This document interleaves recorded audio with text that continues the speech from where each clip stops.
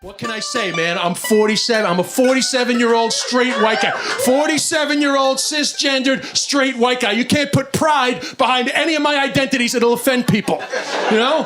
And I'm fine with that because I'm actually a pretty liberal guy. I know I have like a Trumpy head, but I'm not really, I'm not how I represent. I don't even know how I would describe my politics. Aggressively moderate. That's how I would describe my politics. And listen, I grew up with a lot of white guys. They're not happy, man. You know? They're like, bro, it's a fucking tough time to be a straight white guy.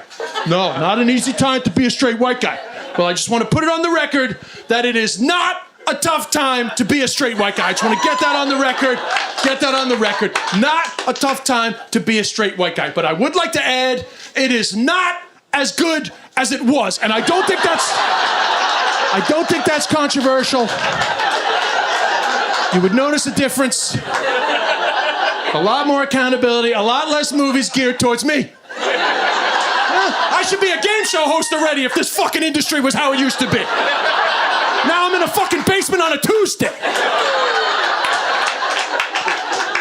But I'm fine with it, man. You know? I'm totally fine with it. In fact, I'll acknowledge my privilege. I know that acknowledging white privilege gives a lot of white guys the ick these days, but I'm fine with it. Huh? I am a straight white guy and I acknowledge my privilege. In fact, I'll go even further.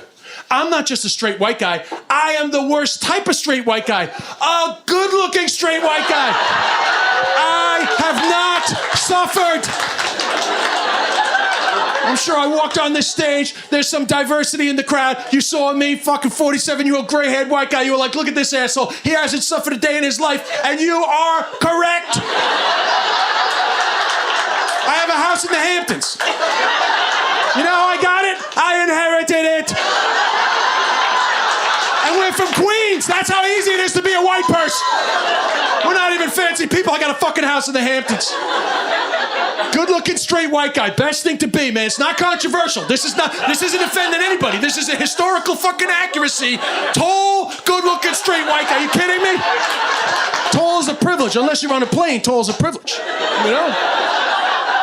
You know, and nobody wants to talk about all the other privileges. You know, I'll tell you what makes me laugh the most is I love when I say, oh, you know, it's not a tough time to be a straight white guy. And people always cheer, and women always cheer at that. And I'm fine with that, you know. And I know about sexism and the patriarchy. I know about all that shit. But I do love sometimes when women think that they are somehow devoid of their own discriminations, their own little blind spots of discrimination. Because I know that for a fact, women love to discriminate against who? Anybody?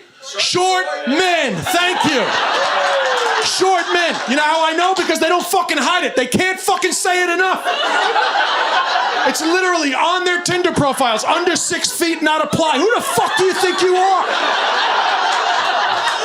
Who do you think you are discriminating against our short kings? That's heightism. That's the next round of canceling. They're coming for you, you heightist bitches. You know who you are. You know who you are. They're coming for you next.